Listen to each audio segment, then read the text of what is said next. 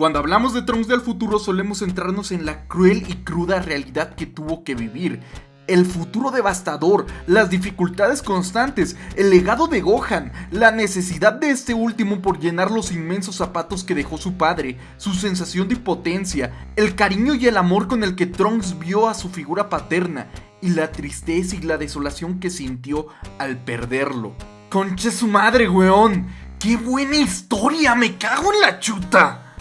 Pero hoy no hablaremos de esa historia, sino de una teoría sobre los dos Trunks del futuro. Verán, es bastante obvio que hay muchos huecos argumentales a raíz de las críticas recibidas por Torishima, mientras que el maestro Toriyama publicaba el arco de los androides.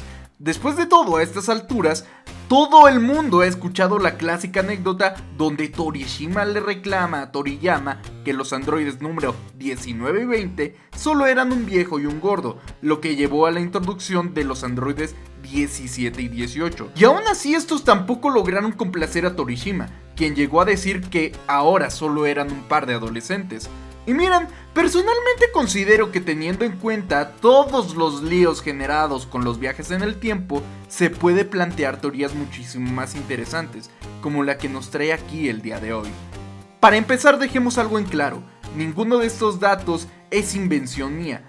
Muchos de ellos fueron publicados en su momento dentro del manga de Akira Toriyama, aunque algunos recibieron un retcon posterior debido a las quejas de Torishima y a los cambios hechos por el propio maestro Toriyama, como la corrección relacionada con los androides número 19 y 20 dentro del manga clásico.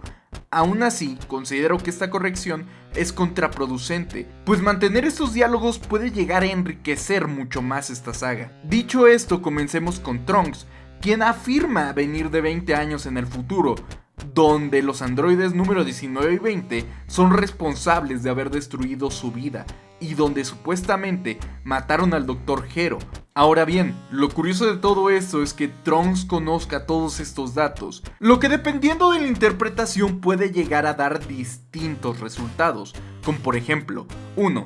Todo lo ocurrido dentro de la saga Androides sí pasó, Vegeta destruyó a 19, Piccolo se enfrentó a 20 o el Dr. Gero, y cuando todos se reunieron, presenciaron el despertar de los androides 17 y 18, ganando tiempo para que Gohan escapara. Posteriormente, Gohan le contó todos los sucesos a Trunks, omitiendo la existencia de los androides número 19 y número 20, los que en esta realidad harían el papel del androide número 21 y número 22. Siendo que el único cambio real en esta línea de tiempo es que los androides número 17 y 18 son en realidad el número 19 y 20. La segunda opción nos trae a la mesa la posibilidad de que los datos conocidos por Trunks sobre los androides 19 y 20 hayan sido entregados voluntariamente por estos mismos durante sus peleas, indicando que eran tan fuertes que se daban el lujo de charlar con Trunks durante los combates.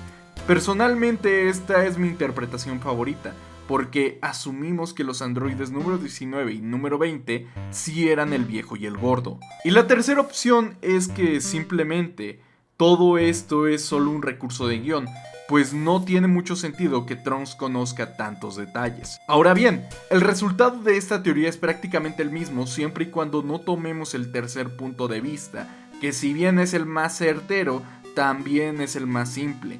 Pues a decir verdad, esta teoría puede resultar más plausible que un simple recurso de guión, porque Trunks lo afirma. Pues tras ver los restos del androide número 19, Trunks nos indica que no lo reconoce, e incluso se pregunta si realmente eran 3 androides. Posteriormente confirma que él nunca conoció a los androides número 19 y 20, sino que únicamente a los androides número 17 y 18, dando descripciones específicas y suficientes para identificarlos. Y esto solo me recuerda una de las frases de Trunks: he cambiado la línea de tiempo para nada, una frase que se presta a múltiples interpretaciones. En lo personal, la interpreto como una muestra de que los viajes en el tiempo son mucho más complicados de lo que parecen a simple vista, ya que no importa solo el resultado final, sino todo lo que nos conduce a él, pues Trunks se queja de haber alterado la línea temporal al exterminar a Freezer y a su padre, cuando realmente Goku habría hecho lo mismo. Además, Trunks iba a interferir de todas formas para darle la medicina a Goku y advertirle sobre los sucesos del arco de los androides. Pero para explicar esta contradicción primero debemos entender cómo funcionan los viajes en el tiempo.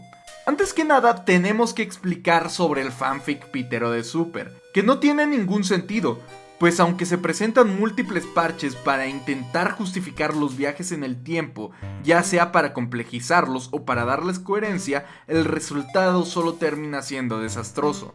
En el manga, para empezar, se plantea la existencia de las líneas temporales vinculadas desde el momento del primer viaje, lo que implica que si deseas regresar a la línea temporal que ya alteraste, debes esperar físicamente el tiempo transcurrido para poder intervenir.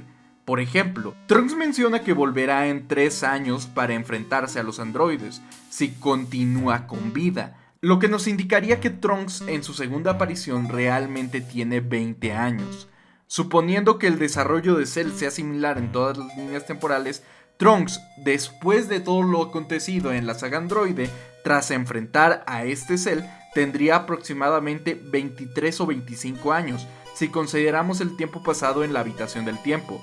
Aunque esto resulte ilógico, sugiere que cada máquina del tiempo genera una nueva línea temporal únicamente al modificar la época a la que se desea llegar. Al no estar vinculadas estas líneas de tiempo, se puede llegar a distorsionar, y personalmente considero que esta es una de las peores decisiones narrativas, ya que no explica la existencia de dos máquinas del tiempo en una misma línea temporal. Por otro lado, la idea presentada en el anime es aún peor. Aquí parece que no solo se puede viajar en el tiempo, sino que mientras la máquina esté vinculada en la línea de tiempo, no existe pasado, presente y futuro en esa línea. Esto convertiría el tiempo en una especie de pausa, permitiendo que los personajes entrenen durante años y luego regresen sin que haya pasado nada en ese futuro. Y miren, aunque este planteamiento resulte interesante, es realmente inválido, pues de ser así, nada habría impedido que Trunks entrenara con los Guerreros Z después de su nacimiento en el pasado. Sin embargo, en su primera aparición, Trunks está claramente preocupado por alterar la línea temporal, aunque irónicamente, ese siempre fue su objetivo final. Y personalmente, yo creo que este Trunks desea preservar la línea temporal porque tiene la esperanza de que, si los eventos ocurren tal y como los planea, esta nueva línea temporal pueda sobreescribir la suya, evitando así todas las pérdidas que sufrió en el futuro. Y miren, aquí es donde entra mi teoría. Dentro de Dragon Ball se nos explica que al interferir en una línea temporal se generan variantes. Pero, ¿qué tantas variantes? Pues veamos. Tal como se explica con los anillos del fanfic de Super.